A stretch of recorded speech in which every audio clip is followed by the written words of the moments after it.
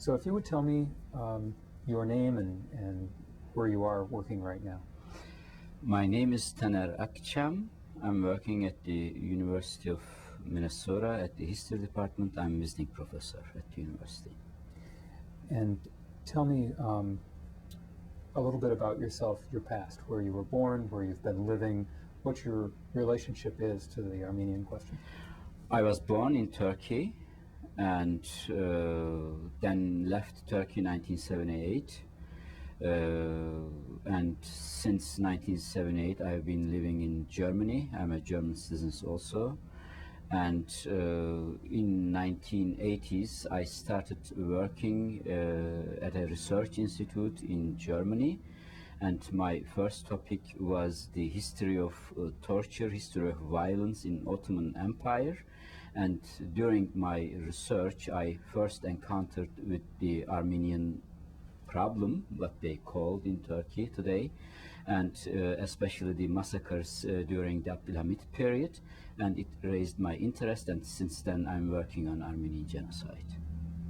Tell me about the attitude of the Turkish government from your personal experience, the broad view in your own personal experience. How has the Turkish government treated this history over the last 90 years? In order to understand that, you have to know the founding. I need you to say, in order to understand the Turkish government perspective, something along that line. Let's start. Turkish state based on 5 taboos. We have in Turkey founding legends, myths of the Republic. One of them is the Armenian Genocide. It never happened. This is one of the founding principles of Republic. The other founding principles of the Republic is that there are no Kurds in Turkey.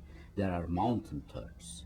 The another founding myth of Turkish Republic is there are no social classes in Turkey. We are a unified nation.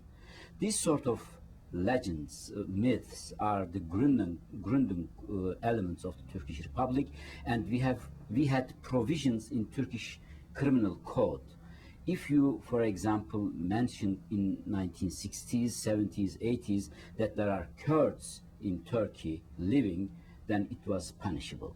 You should go to prison. And this was one of the reasons why I was arrested in 1975, because I wrote in a youth journal published by the students that there are Kurds living in Turkey. These are the founding myths of Turkish Republic, and in that sense, if you speak against these founding legends, then you would have trouble in Turkey.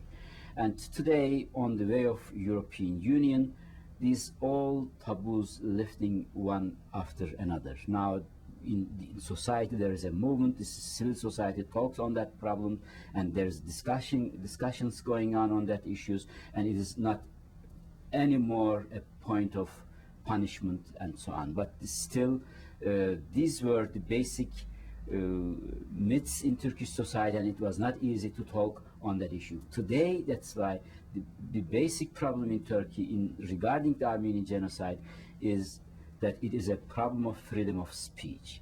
It is still not easy for people to oppose the official government position that what happened in 1915 was a genocide. In Turkey, can you today use that phrase, or are there still laws applying to the Armenian genocide? What happens if you speak out today? Today, there are people, scholars, intellectuals in Turkey writing in newspapers, journals freely, and they use the term genocide. There is no, in that sense, until now, any persecution against these people. But there are certain laws in Turkey.